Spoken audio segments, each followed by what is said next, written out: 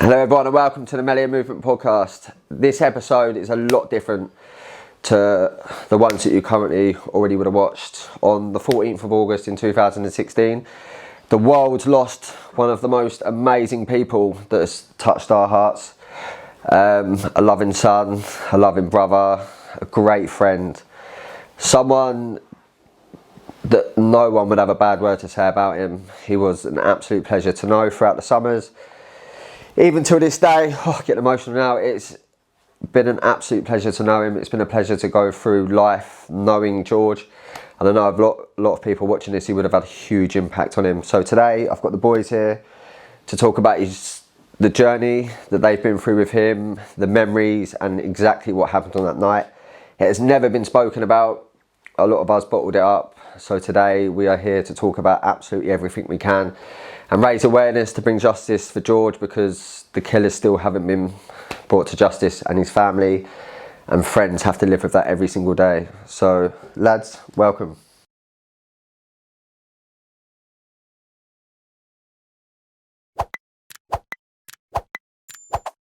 Thanks for having us, bro. I think it's the first time we've actually been together since the funeral. Yeah. I think when we all got back. Yeah.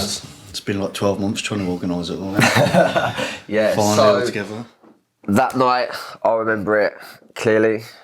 Even though them summers are pretty messy, I do remember that night.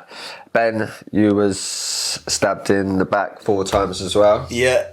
So do you want to sort of run us through that evening? Yeah. Sort of start from like the airport, come flying out with George on holiday and sort of the events of that night. Yeah, so obviously George had done 2 seasons out in R.I.P. And I had earlier on in that year broken up with my girlfriend of like 5.5 years or something. And that's the whole reason the holiday came about, because he was like, look, you're single again for the first time, you're 22 years old, you need to go out, you know, have some fun. He was like, let's go to Napa, because he knows everyone, he's got friends out there. You know, like, don't know, be too friendly, shouldn't get me laid, you know what I mean? You know, that's what it is. So yeah, head out to Napa. He sorted the accommodation, so we were in some absolute like dive of a little place off the strip, just along from Bell Bar. And then like when I got out there, like met yourself, Jason, on the first day, met Brad, met Kev, met some of the guys that you knew from season. Basically like, moved in. You guys, yeah, like basically just started taking liberties, going to other people's apartments and stuff. I think the first time I met you, he was wearing silver pants, man. He got those pants. He got those little hot pants for me and him. He actually wanted the silver ones for himself, but they were too small for him, so he gave them to me. Yeah. So yeah, we did a few things like Candy Beach Party and stuff like that.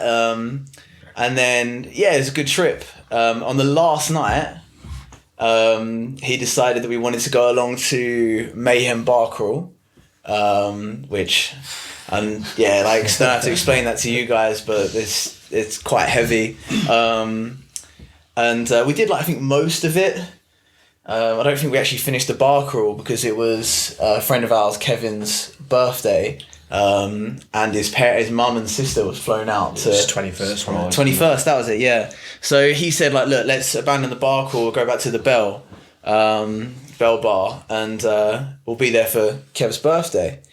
So we did that. It was kind of nice, did the whole introduction thing, and yeah. Then... like when it moved into like when this whole thing actually happened, so essentially from my recollection, it's a bit blurry up until the adrenaline kicks in. I don't have a very clear memory, but the adrenaline kicked in for me when I was standing in front of George and he pushed me to one side, and as he pushed me to one side, he sort of stepped the other way and he's come forward and he's absolutely just clocked this guy. Like really, like you know, George, he had a big punch on those punch machine bags and stuff. He'd challenge strangers on them, wouldn't he? He won every time. Yeah, every single time. And he just actually like, clocked this guy, and this guy went like across the floor, across the thing, like hit the deck, and he's got back up again and sprinted away.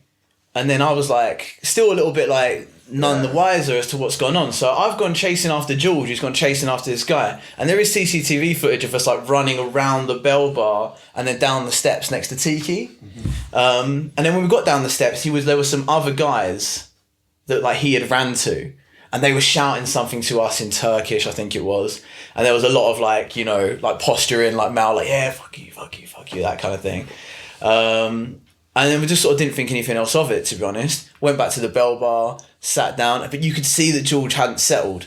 You know, like he wasn't relaxing from it. He was still, like, you know, he was still ready to go. And I was like trying to say to him, like, calm down. I remember one of the girls. I came over as well. You came over like, as well. Chill out, like, chill out, like relax. And I'm sitting there like, come on, man, it's our last night. It's the last couple of hours of the last night. Like, just relax and we'll just move on to the night. Yeah, it was a crappy thing. But he was explaining to me, like, what had happened. And he saw the guy run up behind me to sly me. I didn't know that was a term out there, but that, like, for people that don't know, that's like when someone runs up behind you and cheap shot you, and like they might steal stuff out of your pockets or whatever. But so George saw him coming. That's why he pushed me to the side and just clocked him back. But yeah, I don't honestly know exactly how much time. It felt like 15, 20 minutes maybe. It didn't feel like a long time. About 10, 15. Yeah, it wasn't a long time at all. And I see these lads coming back up the stairs, and one of them is the guy that George had hit, that we recognised. And to my recollection, there were 4 that came up the stairs, but I know that there was only 2 involved in the stabbing. So we sort of started backing up down the streets.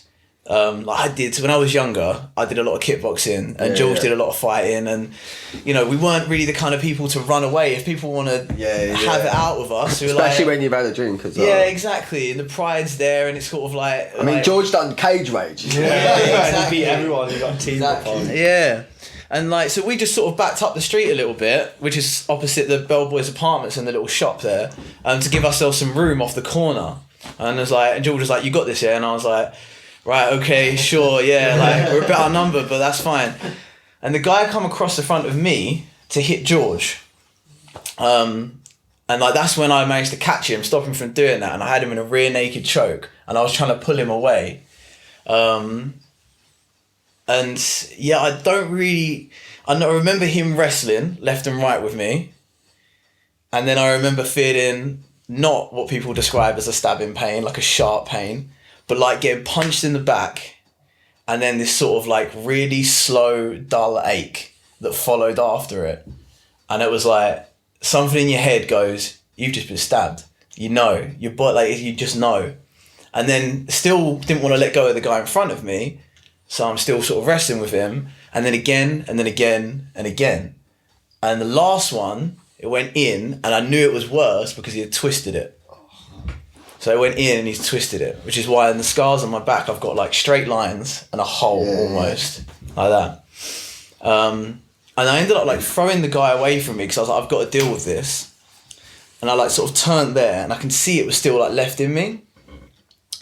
And I pulled the knife out of my back, and it's like, I know they always say you're not supposed to pull the knife out when you're in a situation like that, but it's natural reaction. It's like a foreign body in you. You don't want it in you. You think it's doing damage just being there, which is, we'll get into that in a minute. But so I pulled it out and I looked down and I saw this knife, and I remember it was black steel, about that long, curved, probably about 11 inches end to end with the handle, serrated steel. And it wasn't like a mess around, like a little jab you knife. It was quite serious, and I thought, I've been hit a few times. And in my head I thought, I'm done, I'm dead, that's it. I thought, this is a matter of time, I'm going to collapse in a second. And I looked forward, and there were some girls that we met at Pan Boss pool party in those little hot pans. And George had slept with one of the girls in the group, but I knew the shock, exactly. Shock. Yeah, exactly. And I knew that one of them was a nurse. Just drop that in there. Like. Yeah. I knew that one of them was a nurse, so I was like, you. I started walking forwards, and then they took my shirt off, grabbed some shirt from somebody else. They're putting pressure on my back.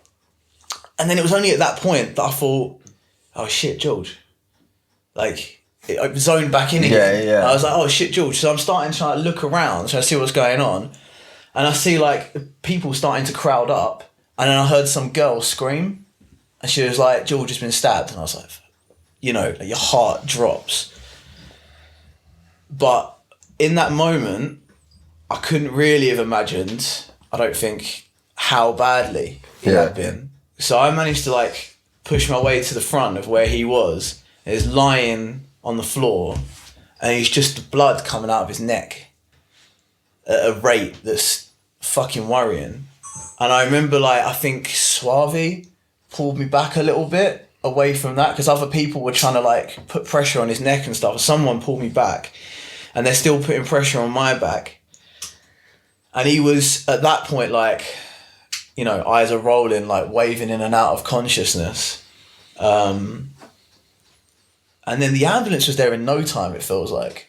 I don't know what your recollection is. They stay on the strip, they don't they? They love to grab people up off the strip. Yeah, all the people that are just pissed out their head just love Yeah. back. It felt like forever.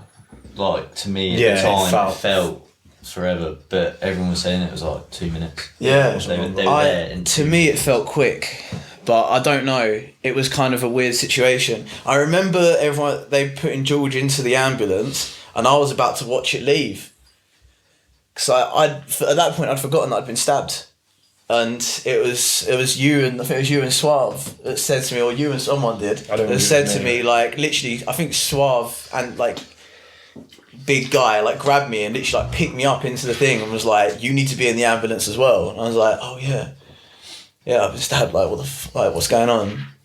And then the ambulance journey there, they were like trying to like sew up George's neck and like trying to stop the bleeding. I couldn't sit down because every time I tried to sit down, it sort of like stretched my back and I could feel the wounds opening. So I was like, no, I'm not going to stand up. I'm going to stay like upright and like keep the pressure on my back. So I remember standing over him, and then we arrived at the hospital. George was again, like his eyes were rolling. I was talking to him. I was trying to talk to him. And then just before we got out of the ambulance, that was like the last chance I had something to say to him whilst he was still conscious. So I just said like, I love you, you can do it. Like, stay with us, I love you, you can do it. And that was the last time I saw him, just there. That was like alive at least. And yeah, they rolled him off in the gurney up to another thing. It was quite a small hospital, so they didn't have like somewhere to put me straight away. So I remember being like stretched out face down on a gurney in the hallway. Yeah, I come in. Yeah, in the hallway. And like just not knowing what's going on. That was like, and then that begun the longest period of time in my life. I fucking agree. I have no idea how long that was between the time that I arrived at the hospital and him eventually like passing away, but it felt like the longest period of time. It was the worst limbo scenario that I think we've ever been in collectively, where they're still operating on him. It's touch and go.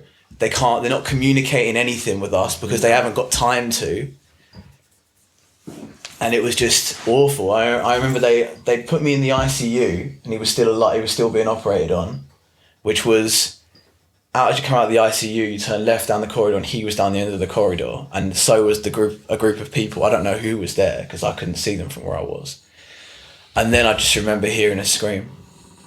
And it was like that scream that comes from like the bottom of your stomach, just pure fucking despair. And I knew straight away that it hadn't gone our way. And then you walked up to tell me, but you didn't have to. As soon as you turned the corridor, I looked at you and we didn't even share any words. The eyes just like both know exactly what's happened. It's got goosebumps now. I know. Like, I remember you being in a different room, and then we were sat with you, and then even them screams, I'll never ever ever forget it. There's that.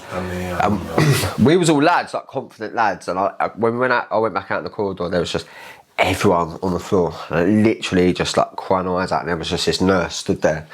I remember, when you said that scream, that's never ever ever left my mind whatsoever. I literally remember that non-stop. So obviously we was all there then. Brad, you was there. Yeah. What's your... So from obviously my perspective, I don't think this is the first time we've ever had, like, obviously we're close and we've all that, but we've never sat there and gone, what's your perspective? We've never gone into each other's accounts of it, really. We never have, really, to be fair. But we've talked a little bit. I don't think I've ever spoke to anyone about it, actually. And this is the whole point of today, because for anyone that's watching this that doesn't know George, the best way to sum that kid up is an absolute raving nutcase. Even if he'd known you for 2 minutes, he would do absolutely anything for you. Like, he's like an incredible son. He's got a very loving family. There's not one bad person, unless he's beat you up in cage rage, that would actually say a bad word about him. He was just the whole island that night changed, and we'd been there for years. That the aura, that power that it had, and the effects that he had on everyone was just absolutely incredible, even still till this day. I found he brought everyone's character out a lot of the time. He'd make you feel like if you were not confident in stuff, he'd be the person that would make you feel confident, or just not give a fuck attitude, like just didn't care about everything else and all the noise with everything in life. He had like a super power for empathy. Like, he can understand how you're feeling in a moment and find a way to bring you round. And it was normally through some like comedy or some sort of joke, but like it'd make you worse for a spin. But he'd also be the guy when you're chilling out and like he's stumbling back from Pambos. He'd also get on someone your nerves. You couldn't not love him. I remember sometimes he'd come up and just start like shadow boxing me. I'm just about to start working like the bar. He's blotto and he speedos up the hill. The last story I have of George was when you stayed, because they'd come over for my birthday, so that was my 21st as well. And we were all out obviously working and stuff, and George and Ben were just doing their own thing. I've gone up to the apartment to like freshen up or whatever, and George is just like, there's actually two times where this happened, but I'm not going to say the first time because it's well inappropriate. The second time I just walk in and George is literally naked, just holding a full bottle of water and just walking around our whole apartment, pouring it like all over the floors. I'm just like, what is the point in this? Like, what? He was like, you left the door unlocked. I'm like, we didn't. Why are you here doing this? He climbed up the fucking balcony through the door just to fucking pour water all over the rooms, man. Oh, amazing. Absolute character. So he was a proper wind-up. He was. If you nibbled, you were in so much trouble. We gave each other a lot of tough love, me and George. We had like a Marmite relationship. It was good, but we was on each other. So, Brad, talk us through, because I could sit here for hours and talk about the good times of that bastard, but talk us through your experience of that night, your memories. So, again, it's still a little bit not clouded as such, but obviously everyone's drinking as well. I remember, obviously, Kev's family come over for his 21st. Everyone was just kind of mingling. I was still PRing, like doing my job or whatever, in and out the bar, kind of, doing my job. And then Ben and George were like, they'd got into some sort of incident. I remember, when you said you ran down the stairs, I remember coming down the stairs with you both. Yeah. And then shouting words. And I was like, just fucking leave it. Come on, just leave it. And I remember going up to all the other guys like Jason, Kev, Suave, everyone. I've never told anyone this ever in my whole life. And it's one of them moments where you think, what if? And I remember saying to them, I was like, I think Ben and George are in a bit of an issue, or a bit of an incident, or whatever I said. And I remember we all being like, it's fine, it's George. It's George. George can handle himself. The amount of times he stuck up for me when I've been, attacked randomly in Napa and stuff, because I'm not fighting myself at all. But I was like, yeah, George is sound. And then 10-15 minutes, they're in the corner, like you said, outside the bell at the bottom. You were on the left side of the road when you'd been stabbed in the back. I was in the middle. And then George was a little bit more in front of us, 10 metres. He was I'm guessing, trying to make everything settle down or whatever was going on. I remember him just literally, he just turned around, he had the knife in his neck, and he literally pulled it out, and he's looking at me, and I'm just like, you don't even know what to fucking think. And he walks towards me with the knife in his hand, and I'm like, you don't know how to respond to that. You don't know how, what the fuck do you even do? And obviously you've had a drink, and he just walked slowly towards me. And I remember Jason, literally, when Jason come over with me as well, and he just kind of fell on us, and literally at first it was literally just a little trickle of blood at first, and we were just we literally just don't know how to even respond to it. And eyes rolling back of the head, he'd gone pale, and I was just like, come on George, you know, you're George, you're sound, you're gonna be fine. And then from that, it was just a fucking blur. To be fair, from that time, real blur. Like I remember getting we got a taxi to the hospital, and we were literally like, Flory, come on, faster.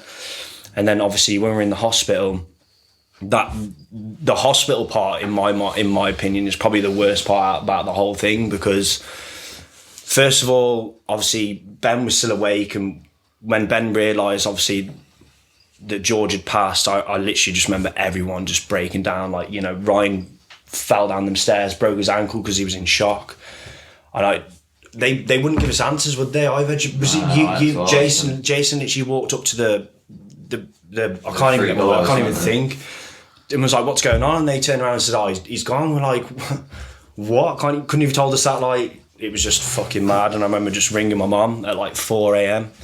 and literally I remember that do you remember how you cry, and like there's one cry that you do, and it's like a deep, like horror. Yeah, it's like you can't breathe, you can't speak, you can't think, and it's just pain. And it's probably to this day definitely the worst thing I've ever been through. Non-stop. For sure, yeah. I'm sweating just fucking speaking about it. Over there, I think you'll agree, it is a dream world. Like, if anyone's ever done a summer, you go over there and it's just like, it's so surreal. Best time of your life. When George would be walking towards you with the knife, in my head, I'm thinking, like, it's a little tickle, and he'd probably start laughing, trying to like wave just like knife at you. I'll never ever forget the call that I got to go up there. I remember getting up there, and you boys were already up there for a while. Talk me through sort of getting there. Did the hospital staff tell you what was going on? Was you being operated on, or? I don't think I got operated until the following day. You got left for a while. It wasn't great, not gonna lie. It wasn't really equipped for it. Yeah, the hospital. It was like they got him to the closest one, but not necessarily. Do you think if it was in the UK, it'd be a lot different outcome?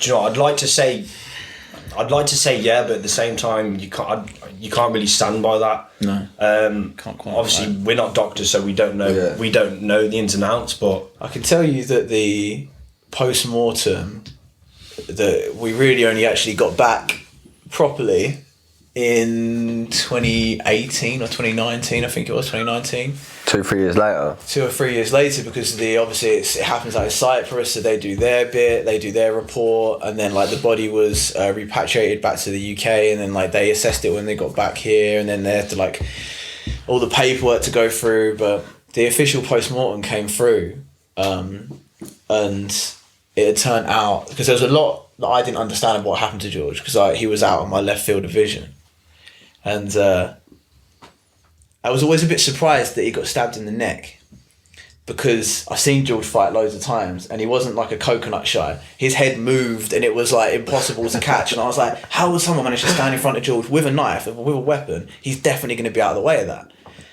And the post-mortem showed that he had stab wounds to the back, but whereas mine were the lower back, his was the upper back, and it had also punctured his lung. So where he'd been stabbed in the neck, and the doctors are doing everything to stop the bleeding, by the time they realised that he's got a stab wound that's punctured his lung, his oxygen level's probably too low. So that's, whether or not it would have been different in England, I think, is that it's a case of that we didn't know the full extent of his injuries. And I don't know if you can even, I mean, you think about it, it's a miracle that he survived as long as he did. It had broken his carotid artery, which just carries half of the blood that goes to your head, and one either side. And he had a punctured lung. It's a fucking death sentence. Yeah, for sure. It's like a what if this happened. It's like I saw it happen. I even said what if. It's always what ifs, and that's why I think in this life sometimes, like, some not situations, but in my opinion, I think your time's up.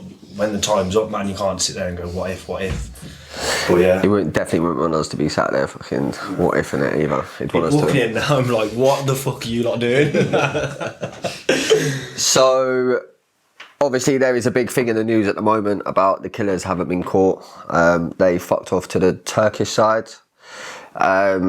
which is mental because by law they can't actually be passed back over to Cyprus, even though they've been court banged to rights.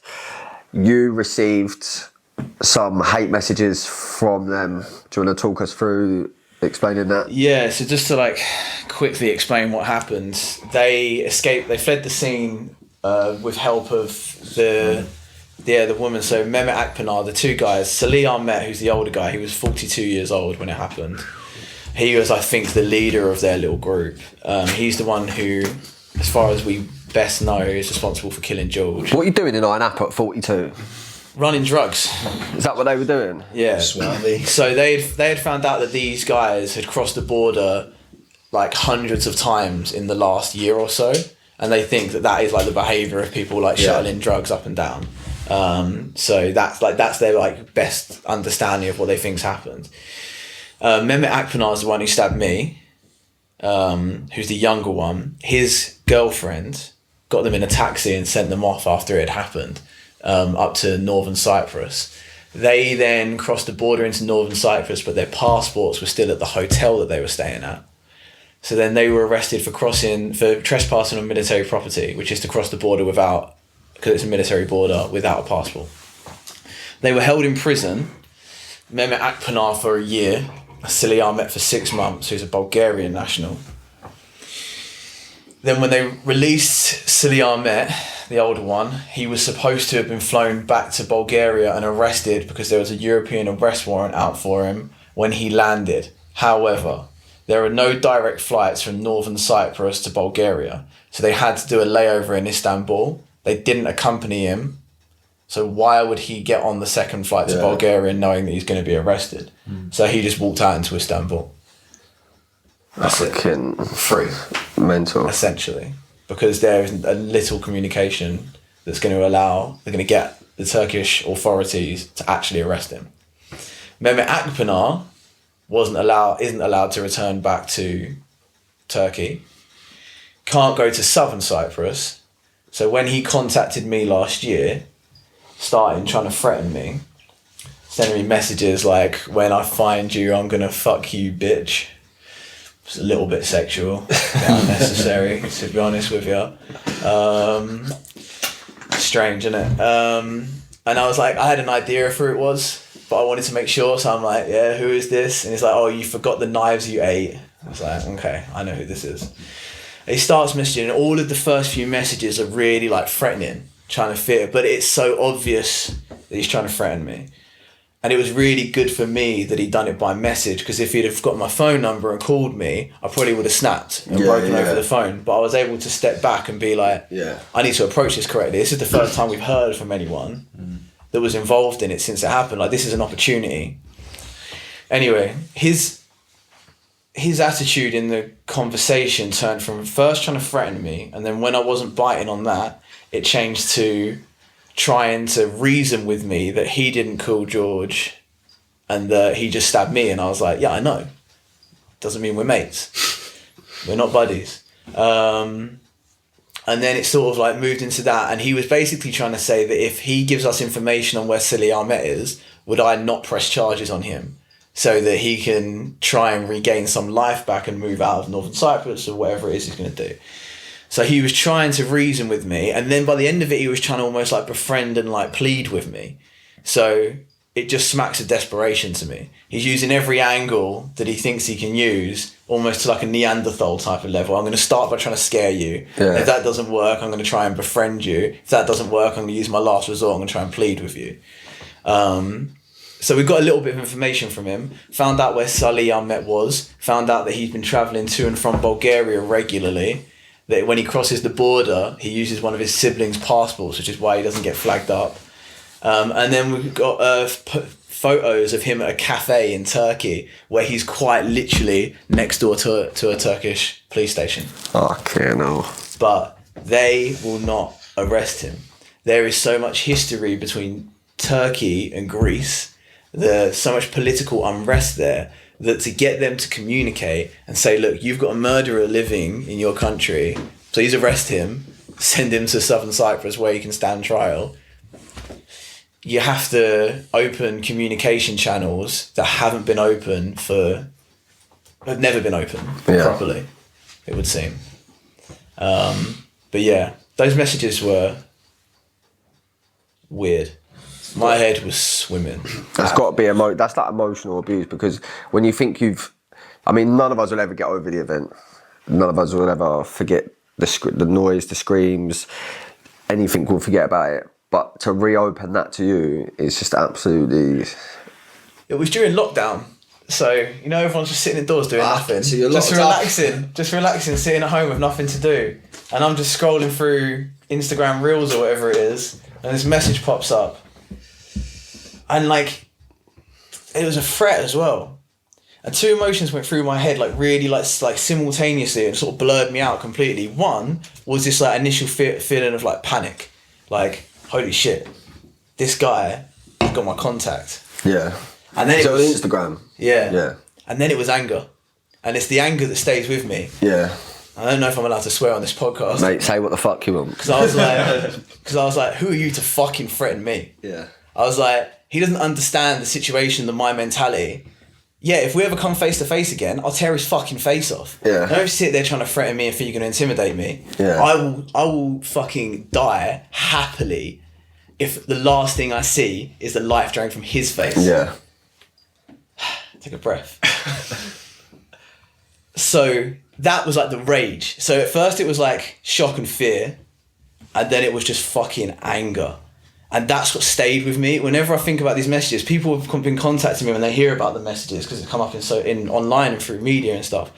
And everyone's like, oh, you're doing okay. And I'm just like, you probably think I'm upset, but I'm sitting here and I get these messages. I want to snap my phone. Yeah. I'm just angry. I'm angry that he took so much from us and he still thinks he can take. And he's right there on your phone as well. Fucking. Yeah, it's the cheek of it. Hardly. You can't even really put into this to words the aftermath of it all. Of what his family's had to go through, what all of his friends have had to go through, what half the birds in R.I.P have had to go through, what anyone has had to really go through with it, and I just can't believe the cheek of them just fucking sending messages. Well, it's Mehmet. Mehmet sent the messages. Salih Ahmet, who's, as we say, is responsible, I think, for killing George. He feels, to all intensive purposes, like he's put it well and truly behind it. Yeah. He's not giving it a second thought, it would seem. What's the process now then with the police? Because I know there's on the news the other day about in the media that his parents are trying to get justice for him, and we will non-stop keep trying to get justice for George. But talk us through the process and obviously the frustration of not being able to get that outcome, because it should just be as simple as that. Yeah, and it honestly just comes back to the lack of communication between the military government in Northern Cyprus, Turkish police, Southern Cypriot police, and then our police force in this country that are trying to do it. And essentially we need an international arrest warrant, and we need for Turkey or Bulgaria to pick him up and arrest him. Actually try and find him. He's not trying to hide. Yeah. At all. Well, you found out he's sitting outside the CAF. Yeah, exactly. He's not trying to hide. He's going about his daily business. Yeah. So it's if in England, if there was a known murderer, you'd expect the police to be able to see him walking down the street, recognise him, but we'll pick you up then. Yeah, cool, sorted. But there just doesn't seem to be that out over there. But it's the rest that comes from knowing that justice has been done for his family. They can't start to move on. They can't even start their grieving process 6 years later, because they're still stuck in the catch and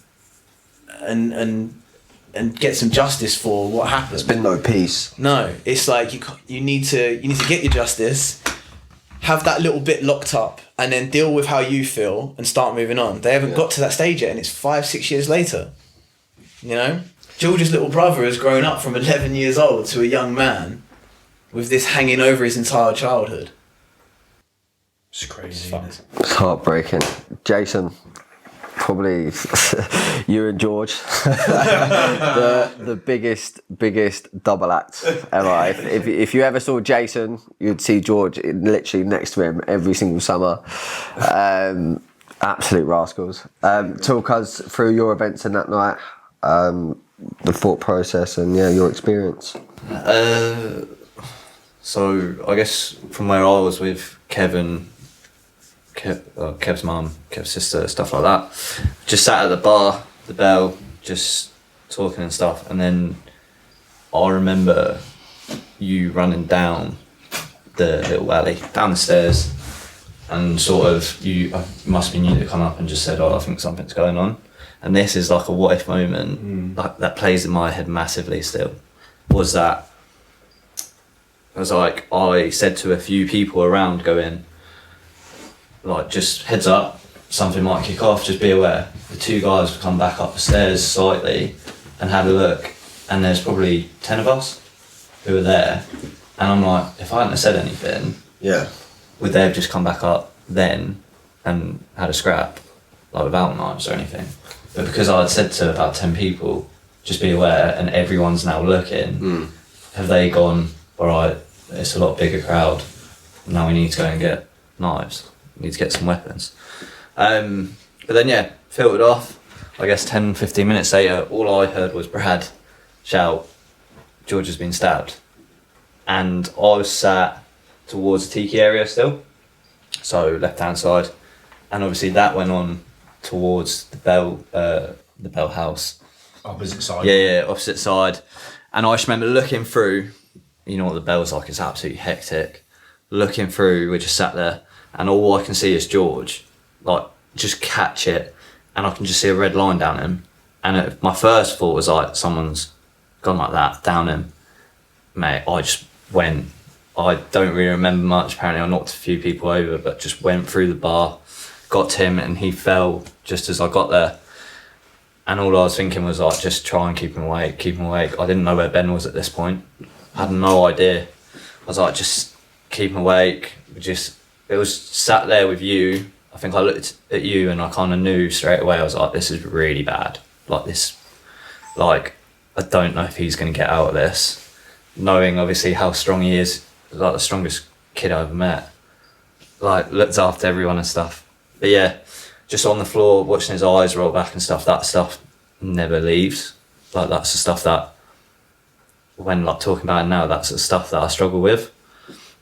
Like putting the t-shirt on his neck and stuff, just sort of trying to keep him awake. Obviously went to hospital, or got put in the ambulance. We all went to the hospital and it was like, do you remember we got there and it was just like a ghost town, like it was the empty, whole thing was empty. Like the ambulance doors were wide open and we walked in and we were like, what the fuck's going on? Like, where is everyone? So we split up, didn't we? I went up to the top floor, that's where I found you. You were out in the hallway, not really knowing what was going on, and I did like classic, like what you'd think like a movie scene or like drama or whatever, burst in through the doors and the doctors are like, yeah, you're not allowed in here. I was like, oh yeah. That does make sense. So I went back out and then you boys started running up and I remember looking through the blinds and seeing by that point I think he had like parts, but they were giving him, I can't even remember what it's called. CPR. Yeah. Different. Yeah. And they were doing that and I was like, don't go in there, like you really, really don't want to see that. And you come back out and it was like, yeah, he's all good, like we're gonna go and operate on him. And then yeah, it was just a waiting game for like 10, 15, the guys come out. I remember they walked up and down the hallway and we were all just sat there and we're like, what the fuck's going on? Like Ben's gone into the other room. I was just like, I just need to know, like I just needed that. So I asked, and then yeah, as soon as they said it, and it was just shit, 'cause it was like, you had just got there, and realistically we didn't know you that well. Yeah, we didn't, did we? No. And it was like, we all got told. Through George. Yeah, we all get told and you're in this room, and it's like, one of us has to go in and say something. Obviously I've come in, we've both probably bawled our eyes out. And then the realisation come to us that, shit, now we have to tell his parents. That was rough for me. And it was like, that was the most difficult part for me. You asked me to do it. And I was like, I really don't want to do this. Like how... That's got to be one of the hardest things to ever have how to do you be do doing that? else, yeah. Like, how do you have this conversation? Like, you can't prepare for it. We hadn't met his parents yet either, had we? No, I hadn't met his family at all. Called his brother, wasn't it? You had his brother's number. I had his brother. I didn't know his mum's number. Because the problem was we didn't want it going all over Facebook because someone actually posted. Yeah, someone posted and saying like rest in peace, and we were like, what the fuck? And I was like, his parents aren't even going to know yet. Like, and it's going up on Facebook. You can't let them find out through opening Facebook. Yeah, so I called his brother in the end, and I was his brother, bless him. I called him up, I was like, "You're joking? Like, it's a prank. Like, I know George is there." I was like, "I'm not joking. Like, you really need to get your parents on the phone. Like, this isn't a prank." Like, he's like, "I know it is. Like, George is there. Like, next to you. You're just winding me up." I'm like, I'm not joking, and I had to put Ben back on loudspeaker to try and convince him that this wasn't a joke. And he's got went and woke his parents up, didn't he? Yeah. And then, the next part as well, which really sticks with me, is that his mum and dad come on the phone and we heard him say, like, saying George. We heard Wesley tell George's parents. And she was like, "It's not true," and I think I can't remember. When she realised that it wasn't. And we were like, "No, it's happened." The scream, mate, it honestly makes you feel sick. Yeah. Like, it's horrible. No parent should have to go through that, really. Helen's scream was like, if you could just personify pain into one noise, it was just pure pain. Yeah. And then, I can't really remember after, I think that, because obviously that part just sticks out so much for me. I think I just stayed in the room with you. Yeah. Until there was a few people, like, because it was quite a big room, there's a few people like sat around the room. Yeah, and then everyone sort of disappeared, and I went back. After the whole insurance issue that we had. You know me, never lose my cool. Like, you know what I mean? Like, I never get angry at anything. This is the one time in my life I fucking lost But to me, you were like a Cape Crusader coming to my rescue. I was sitting there, I still hadn't been operated on. I'm on plasma dripping in, so I can barely even sit up without passing out because I've got hardly any blood left in me. Like, exhausted, hadn't slept in probably 48 hours. And feeling like crap. The police officers like just got there. I'm doing my best to try and give him my like honest recollection of what's just happened. You know, trying to remember. The room is sweaty as balls. Yeah, so hot.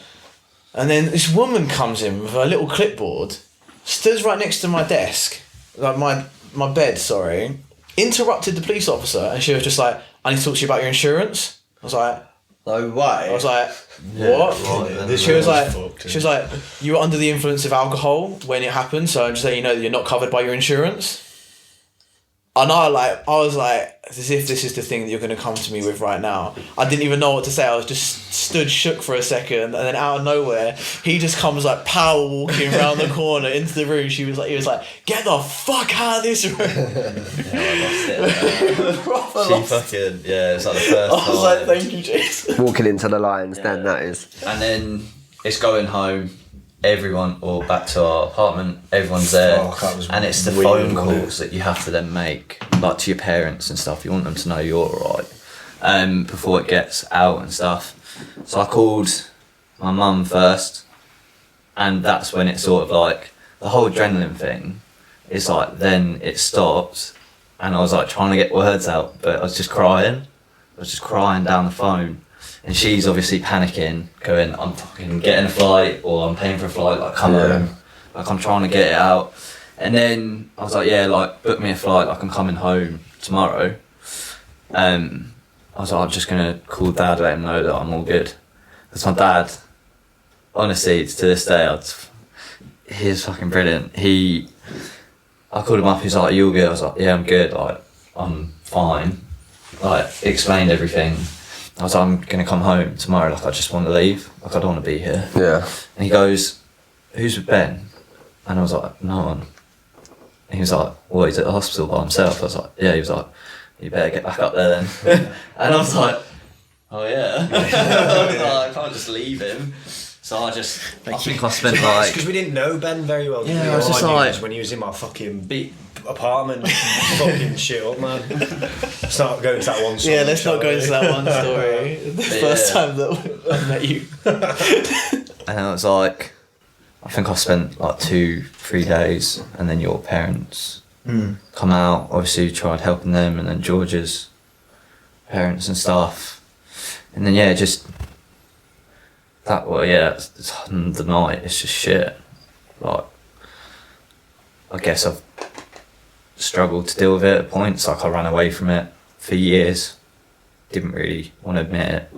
I think COVID was probably the first time that I had to look at myself and really deal with it, because at the time I couldn't run away to a different country and get fucking pissed off again. Like, I'd done all that. I'd been boozing all the time. Like, I just turned to drink all the time. Like, if it was in my head, I'd just drink, try and get out of it. And then COVID happens, and you go, shit, I really can't. Like, I'm gonna have to deal with it. Like, I'm gonna have to deal with it. So I think as COVID happened, like, that was the first time I actually sort of really come to terms with what had happened and dealt with it all. It's just nuts. You'd have little moments when you was out in New Zealand, I think. I'd get a call every now and then. I knew it was bad at a point. I've not really admitted this to anyone. I think I've told you this part when I was walking down the hill. And this is when I decided to come back from travelling. I knew something was wrong. I was walking down in Queenstown, mate. Unbelievable, right? Mountains in the background, got fucking snow on the top, unreal lake. I'm walking down this hill and I'm looking at a bus going, probably just easier. Do you know what I mean? Probably just easier. There's a fucking unreal lake over there, why am I not looking at that? And I got to the bottom of the hill and I went, yeah, it's probably time to go home. Like, time to deal with this shit. You get to a point where you're not living in the situation that you're in, no matter how nice it is, you're living up here. Yeah, it was just... Unless you deal with it. Just in your head, and you just think, like, there's what ifs, and I guess, like, the whole thing, his eyes rolling back, and mum, like, them little bits stay with you. And I think now I've learned, like, how to, like, when I get these thoughts, like, I'm so much better, like, I can process it, like, I know I'm all good. At the time, I just didn't speak to anyone about it. I think that's what we all have in common though, like going away to do seasons, we was all most likely running away from something, do you know what I mean? Like, we just go, you get pissed for 3-4 months of the year, forget about everything. And then obviously you kept going, you went travelling, you kept getting pissed, but then it was obviously when you go home, that's when you start to sober up and think, right, that's the end of it all. Yeah, life's that's around you when then, it fucking hits you and you're like, shit. And to have such a bad like ending to like so many amazing summers away, like when you're out, you're on top of the world, aren't you? Yeah. And for it to like end in that way, it's just like kind of ended all, kind of. Yeah. I reckon I might even be still out there now. Not Napa as such, not Napa as such, but I mean in terms of like travelling, and I probably would have explored way more than I did, because that cut it short. But It brings a massive fear, doesn't it? Sorry, I don't know about you guys, but like obviously going through it, I have times when like stuff's going bad in my life, and I'm thinking, when I sometimes I'll sit there and life's not like crazy bad, but you'll sit there feeling shit, and you'll be like, what, why am I feeling like this? Yeah. And that'll be the first thing that'll come to my mind. I'm like, is that just there on my mind, but you don't really realise it until other stuff in your life starts happening, and then you sat there thinking, I've not really dealt with this at all. It's the power of the subconscious though, because it's like you can be on cloud 9 and then there's still just this little thing in the back of your head, and you can never really pinpoint what it is that's making you feel so down and upset until you actually, do things like this where you voice how you feel when the penny will drop, and it'd be like, right, well, that explains it a lot. And that's why a lot of people, when they do come on the podcast, it is like an awakening. So Harry, talk us through your memories of that evening. So I wasn't actually there on the night it happened. I flew home, I think the day before, maybe 2 days before, something like that. But the one memory, my last memory that I have of George is just, we was at the bell shop. I remember just being stood there, I can't remember who I was with. I think I was with like Key. I was just stood there with a drink. And I just see him come over with one of his shit shirts on here. He's waltzing over like this. And I stood like, do you know like the pillars, like where the tables were on the outside, there was like a wall or something. I just stood up the wall and he just starts like grinding at me. And he's like grabbing me and off it. And I'm just like, that's for me, like, it's fortunate in a way. Like that was my last memory of him. Like I haven't had to see anything that you guys have seen, which was a blessing really. Do you know what I mean? But the hardest thing for me, because obviously I flew home, is I felt like isolated, because obviously it's in a way it's good because I wasn't there, do you know what I mean? And I was at home, I was able to speak to my family and my but seeing all you lot out there, like the first I heard, I'd just been on a night out as well. I was in bed, it was like 4 a.m. or whatever time it was in the UK, and I'm scrolling like Facebook, whatever, and I see like, oh, Jason's posted in the Napa page, so I've gone on it and it's like, can anyone just keep everything off Facebook or whatever? We want to let his parents know. Keep everything about George off Facebook for the time being. And I'm thinking, like, what the fuck? So I messaged you, I don't know if you remember. I was messaging everyone and you was the first one to reply to me. I said, like, what the fuck's happened to George? And you just put like, he's gone, mate. And I was like, what do you mean he's gone? Yeah. I was like, what do you mean he's gone? And you just put, he's gone, mate. And I remember just like, at first it was just like shock. I was just in my bed like, what the fuck? And then I literally just went into the bathroom and I was like, oh fucking, I'm gonna cry. I remember just being like on the bathroom floor, just in tears and that. Like, just like, what the fuck? Like, it's George, you know what I mean? Like, we all said it, it's George, like, George was loved by everyone, like. He was a cunt, but he was. Yeah, no, but like. He was. But like, I know it's mad, like, you say it because obviously, like, of what's happened, but George, like, there was no one like George, you know what I mean? Everyone knew George, everyone loved him, and I literally couldn't believe it. And then I seen all you lot out there, and you was all like at the beach, like, with all the candles and everything, and I was just like at home thinking, like, I remember the next morning I went downstairs, I told like my stepmom and that, I said, oh, one of my best mates just been killed. She was like, oh no, really, you're right? And I was just like, no, I'm not really, like, to be fair. So I ended up, I went up to like see George, got the train to Manchester, when I spent like a couple of days with him and sort of thing. But yeah, that was, the hardest thing was just being like, felt isolated and being away from everyone. So I wanted to be there with everyone, like, do you know what I mean? Like, but it's a family job, as cliche as it is, you don't understand like the family connection you have with everyone, like, until you've done a season, do you know what I mean? Like, a lot of people from, I remember how many I done, and everyone was like, why do you keep going to do it? Because like, I'm so happy I did, because I got to meet someone like George. Yeah, exactly. Do you know what I mean? Like the memories, and I think everyone will agree, it's just like, you go and do one season and it's like, you do it to enjoy yourself, but then you get the bug, and then before you know it, you don't know what you want to do with your life. And I remember on the podcast with Tyler, it's literally just like, there's like 200 workers there, and I think everyone's a broken soul because they don't want to be at home, they don't want to be in reality.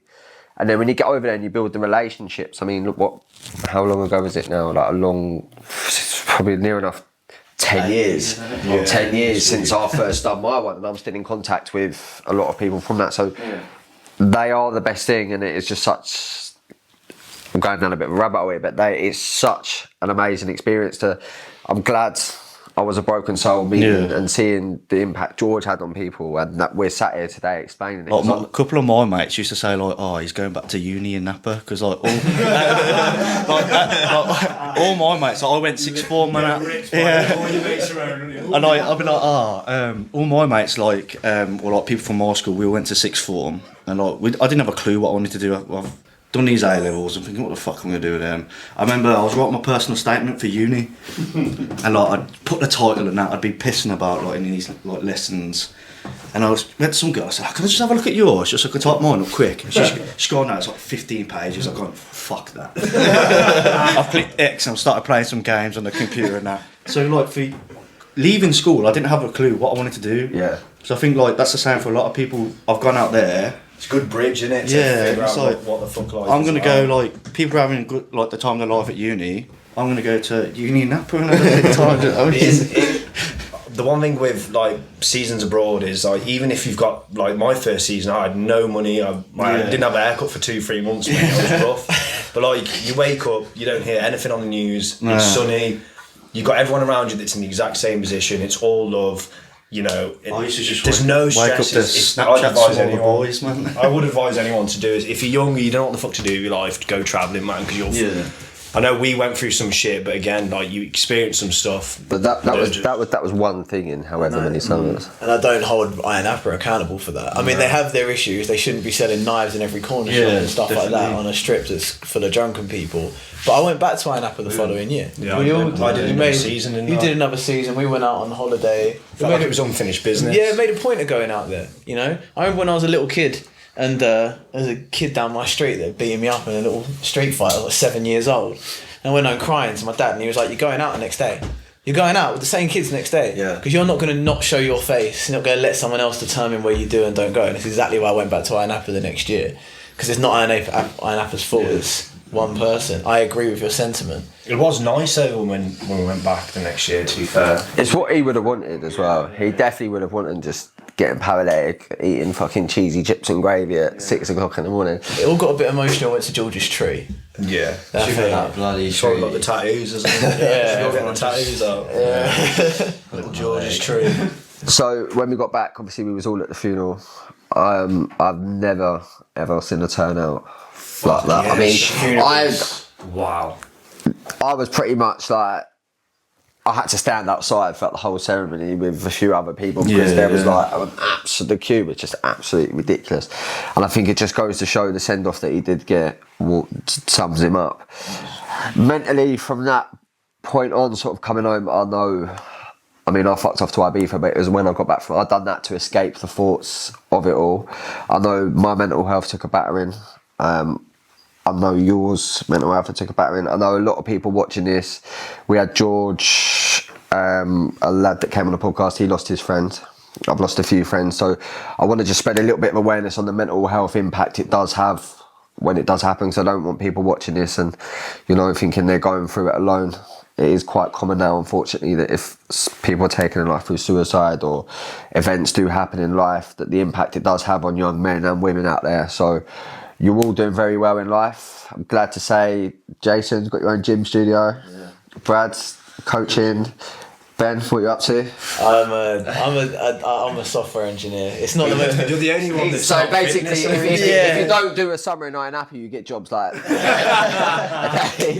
right, isn't it? It's actually right. Harry's doing well with his coaching business. I want you to, lads, just sort of talk through, and you have opened up a lot, but I do want to show a little bit of vulnerability in the state of your mental health, what happened sort of mentally to you, and sort of how you've dealt with it to get it through, because I do want people to watch this that have gone through, or maybe they, unfortunately, if they do go through something, they can take something away from this podcast to sort of help them move forward with their life. So just then kick it off. Yeah. There's been like a running theme for me. I think the best support and help that I've had has been my mates. Like the first memory that comes to mind was when I was laying up in the hospital bed, like a couple of days after it all happened, and like obviously these guys were coming round to see me in the hospital, but as you say, like didn't really know you guys that well at all. Like you're George's friends, and I appreciate you being there for me, but then there's part of my mind that sneaks into these like thoughts that are like, who the fuck are these guys? Yeah, who are these guys? And it's nice that they're coming, but also like, they're only doing it because they knew George. They're not here for me. They're doing it out of some sort of like loyalty to George. And then I was like, felt a bit false, and I was proper panicking when you guys were on your way around, because I didn't know how to deal with it. I didn't know what you was expecting from like me at that point, and I was a wreck. I was a shell of a person at that point, putting on a brave face, all front. And then I remember walking through the doors, and you stepped in.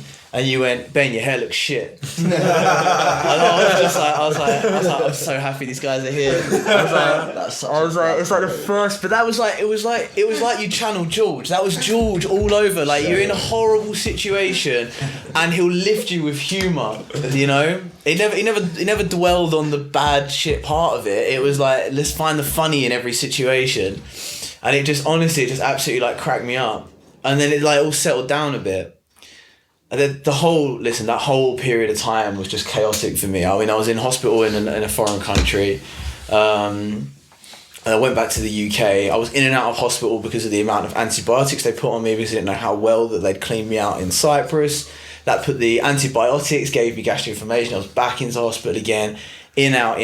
And then I had this weird sort of period of time where like every person was trying to give me their goodwill and sentiment over messaging. And it's all within good intentions, and I appreciate that. But what you don't really think is that everyone's doing it. Yeah. And George knew a lot of people. My phone was blowing up constantly, and I'm trying to be polite, so I'm responding to people individually. But it's like an emotional... Free trauma. Yeah, exactly. You It's barely like, got energy for yourself. Just You're numbing trying to it. give it to everyone. yeah, I felt like I was being trampled by polite messages. And it's like... But then I felt bad for feeling that way about it, because I know they're only trying to be nice to me.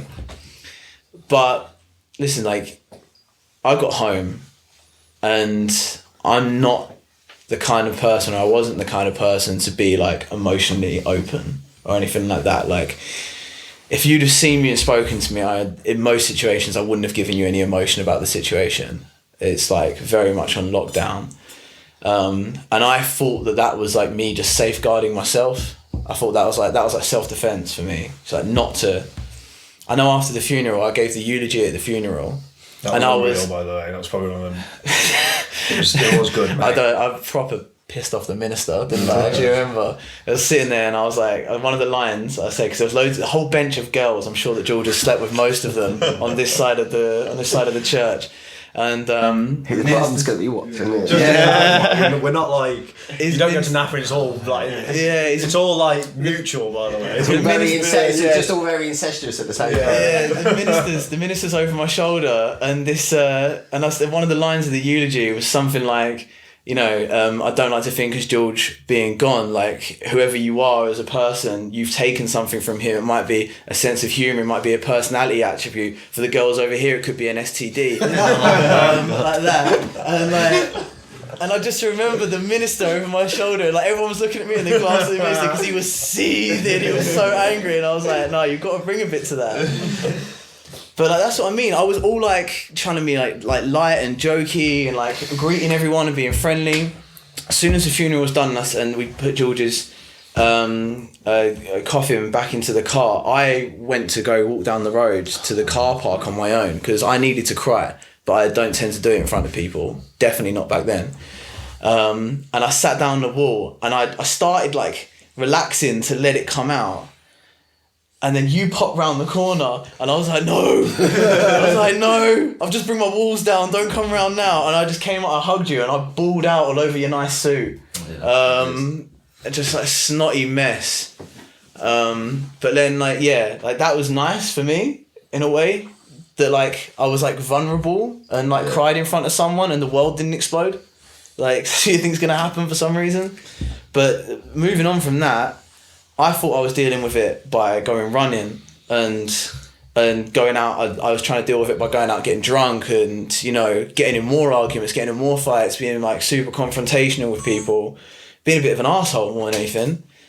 So just a lot of anger. So much anger. Like didn't know where to put it, and just sort of buried it all down. And then I decided after I'd finished my degree that I was going to go away to the ski season, and I went out to Austria, and the guy that was my manager out there, this guy called Leon, he's probably like one of the most emotionally developed people I've ever met in my entire life. And he sat me down on my second day. He worked out in Ayia Napa for TUI at the time. He was there, but I didn't know that. Yeah. So this guy is now my manager. He was there in Ayia Napa when it happened. And he knew all about me, but I didn't know it. And he sat me down and he just looked at me. I didn't even know what it was. He looked at me, but he looked like through me because I'm still putting on this bravado. And he was like, "What's wrong with you?" I was like, "What's the matter?" And I was like, "There's nothing wrong with me. I'm fine. Like having a drink and all this." And he was like, "Come on, let's talk about it." And I knew that he knew at that point. He's like, "Let's talk about it." And I went completely. Everything came out. I was bawling. I was crying. I didn't care who saw me. I was in the middle of a bar. Everyone saw me crying. I was like, "Yeah, whatever. Like you can see me crying. Fuck off now." Like. After that, that's where I think I started actually dealing with it. But that was 2.5 years after it happened. That's like I think up until then, people thought that I was being strong, but I wasn't. I was just locked Masking away, it. caged up. Yeah. I could probably touch on that for sure. I don't know about you guys, but like obviously when it happened, I rang my mum, whoever you speak to, and they'll obviously want you back. I know my family wanted me back straight away because they're like, is it unsafe? Is anything else going to happen, etc., etc. But I remember, obviously, when I first called my mum, I was fucking, but like I've never cried that like that in my life. Even my mum said it stays with her how I sounded that night. And I remember getting off the plane about 2 weeks later, because obviously we stayed, because obviously we had to sort a lot of stuff out and we needed to be there. I remember seeing my whole family just stood in a line. I was walking off the plane, and like, because something so alien's happened to you, or you know, in your family, like nothing like that's happened realistically in your family or whatever, you've got to be strong for your family. Like, it's weird. Like, if I knew that my mum knew that I was fucking dying inside, like, she would freak the fuck out, or you know, she would lose the plot. And I remember the one thing I remember doing was saying to myself, it's fine, you're cool, everything's cool. Even when I got home, to my mates, my family, you know, first weekend when I got back, straight out on the piss, and your mates want to speak to you, oh, how's this? You just blank, you're like, yeah, like, it's fine, it's all right. You just come out of little phrases, like you don't deal with it, you don't want to speak about it. You literally just put on such a fucking fun. I probably still do it now, to be fair. What was the still do it now? To a degree, you do carry on doing. Yeah, it. you It's just 100 times Really, worse. it's not a quick process, is it? what I find is you want, when you only want to speak about it if people understand what you've been through, or they can connect you on a way. When you try and explain to someone that doesn't know, or which is fine, obviously I don't want everyone to go through that, but like you want someone to sit there and go, I know how you feel, I know exactly how you feel, and because no one has felt that, you don't want to speak about it. There's a backhanded thing to it. There's two things I've got. I mean, like, there's some people that they try and say that they've got empathy with you, and then like you reject it because it's like, no, you haven't. But then on the other side of it, the people that genuinely do have empathy with me, I don't want them to have empathy with me. I don't want to inflict the pain that I feel on anyone else. I don't want anyone else to feel as bad as I do. So it's like someone empathises with me because it makes me feel better. It doesn't. It's like, now I feel worse because I know that you're in just as much pain as I am. On the other hand, I have had people come up to me and compare it to like losing their dog. Do you know what I mean? Like, oh yeah, I know you feel I lost my dog the other week. It's like, it's not the same. But I'm sure you love your dog, but it's not the same, man. You're not. Would you say there's any that sort of tools? Obviously, you never ever get over an event like that. Would you say there's any tools that you've? Because I know we've all been in dark places since. I mean, I was nearly in a nut house. Jace, you said, you know, that you had the choice between looking at a beautiful lake or stepping in front of a bus. Is there anything that sort of the turning point that was like, no, come on, you know what? I need to move forward. I think obviously that was a massive turning point for me, and when I come home it was fine, like talking about it, just talking. I think the first person was my mum.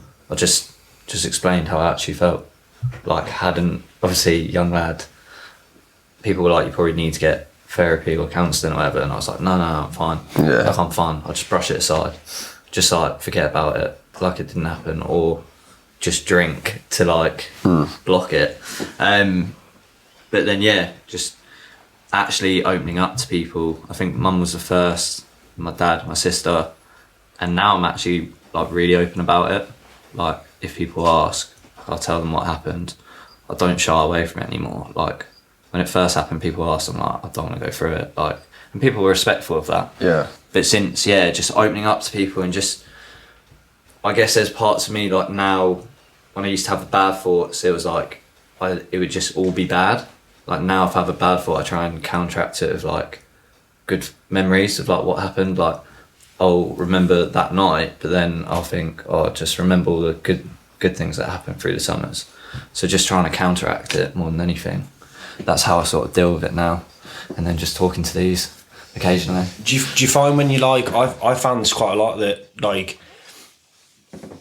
when you're, I don't know, a lot of the times I felt like I wanted to speak about it, but then at the same time your pride comes in, you're like, I don't want to use this as an excuse as to why I feel shit. I felt like a lot of time when you come out of it, you feel like you don't want to use George's death as an excuse of feeling shit, but like sometimes that is the reason, but you don't want to keep portraying it to people, because then eventually you feel like you sit there and you think, wait, am I doing this for attention? You literally sit there and you start thinking, fuck, am I becoming a burden? Yeah. Like, can I keep repeating myself? Can I keep saying the same fucking story? It's like what you said there. It's really interesting. It's like, it's not even like, am I doing it for attention? It's the fear of like other people going to perceive me that way. that I hate. People going to think Which is it's mad, because who fuck gives a shit? Like, and until them people have actually like been in that hospital that night where we was there and had to go down the beach and light the candles, and a lad that we've all known for so long is just not there anymore. Like, it's mad how your brain will make you think, are you doing it for attention? Like, that is a traumatic experience. It's not just something you brush to one side. Like, until you've actually lost a close mate, it's the worst thing ever. Literally the worst thing ever. So I would encourage anyone that is going through shit, even if you just have to go and repeat yourself, don't lock yourself away. Because I think where we were so young and inexperienced with mental health, because we didn't suffer mental health really, because we just go and get pissed for 6 months. So every single time I would go away, everything that happens between September to April didn't matter. I'd just hide away in the gym, go away from May until September, and my mental health was just, every year it was just get pushed back into your subconscious, not dealing with it. But I think that's it. When we all finished our summer, we were so immature in our experience or our knowledge when it comes to mental health that we all did take a battering. I've seen it in you, especially towards the end of the last season in Napa. Anyway, obviously, like losing your nan and stuff, and what happened in George. I've seen it, like looking back on it now, but back then I didn't know. But like, I could tell, like looking back, I can tell now that that's when obviously you started to like suffer a bit. But like, obviously looking back, you can tell. But back then, I was just like, oh, he's in at 5 a.m. and he's up at 9 a.m. and he's straight back out, just like. Yeah, I'm going back out and just not stopping or resting. You were just like always like, do you know what I mean? And then it's a coping mechanism that I just never wanted to be in my own thoughts. I could just keep busy, or I use different coping, like for coping mechanism. You're in Napa is drinking for women. For me, I remember I moved in with you towards the end of the summer, and for literally straight until I went home. So I couldn't go home. I didn't have a job. I didn't want to face, I just gone home to bury my nan, and I knew I had to go home and bury George. I didn't want to face any of that. So I just literally was just drinking myself silly, taking anything I could, and then it's just like you're occupying yourself with women. And you're in the worst place for it, because no one's going to wake up and go, should we go to gym this morning, mate? Or do you fancy going for a walk? There's always something going on. So for me, I definitely just hit the fuck it button. And it was like, this has happened. And then I got home and I was like, my 2 other best mates were like, look, you can't be going back to INAP again. I think come out to Ibiza. Then I went to Ibiza and it just got 100 times worse. That's because you've kept it in for another like 2 years or whatever you did. Like, whereas some of us have gone home and like, personally, I had time to like deal with it. I felt like I dealt with it quite well. Like, it's been good today just to, like I said before, I never knew truly what happened. Do you know what I mean? Like, before we started, I was asking you guys like, what actually fucking happened on that night? So it's been good to like finally get like understand what actually happened, and like even like just speak to you guys about saying like, how I felt isolated, and that's been good for me. But like like so I felt like I dealt with it quite well, whereas obviously you've pushed it back another 2 years. So in your head, when you finally start doing MCs, and you've just like plot went. It rears itself sometimes when in the least expected moments. Like I like. Or sometimes you get like a reminder. It could be anything. You're just going about your business. The news the other day when it was back in the news, I took the day like the rest of the evening off. Luckily I had no one booked in for like sessions, but I'll always like try and be at the gym like anyway. I just went home. I was like, you had told me it might be coming back out, so I kind of knew, but you sort of see it and you're like, you kind of want to restrain yourself from it straight away, don't you? Fuck, it's a trigger, and it's all back, like it's all back in your head. And I think that's what I've done well, is like I give myself the time, like just go home, like don't be harsh on yourself, like you don't have to be perfect all the time. Like go home, have a fucking cry, like you're alright, like it's fine, go and do that. And I literally just took the evening off just to relax. Like a few people messaged me and I was like, I'm like good, because I know how to deal with it now. Like whereas before, if I'd seen it, I probably would have just gone to get pissed. I find it strange with like, this obviously talk more and and you know whatever. But like it's all with this whole mental health thing. Everyone's like, lads, talk more. But like, I can't just say, oh, by the way, guys, I'm feeling shit because my best mate got stabbed in the neck and I witnessed it all. Like, you can't just talk about it. Because in the back of your head, you're thinking, they're probably thinking, oh, get over it. Yeah, or just like years ago. It's weird. I feel like you need the right moment to talk about it. You can't just be like, oh, by the way, I'm feeling shit, help me. It's a weird one. It's, you want to talk about it, but you when you go and talk about it, your words don't come out. It's fucking weird, man. It's like that concept of talk more. It can't just be that. It needs to be. Yeah, it needs to be okay. It needs to be more than just talk more, in my opinion. Recognition. Yeah, we need to talk more, but also this is how you get to that point where you're like ready to open your mouth. Because that's the hardest part, right? Opening your mouth for the first time and really having an honest conversation about it. Massively, especially when we was that age, like in I mean, we was close, and you could go to anyone about anything, but you ain't dropping your ego and this fucking, egotistical this fucking. We'd be out in our fucking shorts and vests, and like you ain't talking to the lads. Oh, I'm having a bit of down day today. There's a head fucker. Shut up. Do you know what I mean? Like, shut up your wet wipe. Exactly. But I think now it's why like we have definitely massively matured, and I think we have had time to sit in our own thoughts and feelings. Yeah, I ran a lot when it first happened. I ran a lot. I was running like 3 half marathons a week. Yeah, you were doing loads. Man. I was because I went back to work, but I was working in Cardiff on my own. Yeah. And the only people that I spoke to were my colleagues. No family around. I'd fully isolated myself. I'd sit up in my room and I was like, this isn't good. So I went out on the streets and I just started running. I ran every day, so much. I was doing everything to like 100%. It was like, if I go out for a run, I'd run until I dropped. If I went out for a night out, I'd drink until I dropped. Yeah. You know? And it was like, everything was just like really up there. And it was like manic and exhausting. Absolutely like exhausting. But, sorry. Yeah, I don't know, man. It catches up with you. I think I spent 20 grand in like 10 months going out on nights out. I probably wouldn't be renting a house. I probably own one by now if I hadn't have done that, you know. But do you feel like you can deal with it better now? Do you feel like you've found ways to help you with it? I let myself now. Like I used to just bottle it, but like now when I need to, I will just go and like just have a cry and bawl out and let it happen, and then like before or afterwards I'll speak to my partner and just let her know like, look, this is why, you know, I'll come and ask for a cuddle in a minute when I'm done getting the blubs out, you know. I feel like on his anniversary now of the day it happened, I like sit in my car and just listen to music and just cry. The anniversary. I actually hate August, me, because obviously he flew over for my birthday because it was my 21st, because he was there early the year, wasn't he, for his? Yeah. For his 21st, we tied him to that pole, didn't we? Outside he stayed with me when he came over in June that one time, and that's like, he used to just come in every morning like naked, man. Always naked. Like, you come in Pambas and I'd be like, bro, no. Like, and you'd be there now later in a shit shirt. Fucking hell. Do you think it will? Obviously, I think the trauma will sort of linger and stay because there just is no justice, and I think once. And I'll put a link in here about the petition that's going around at the moment. So if you're watching this, please go in there, get that petition signed.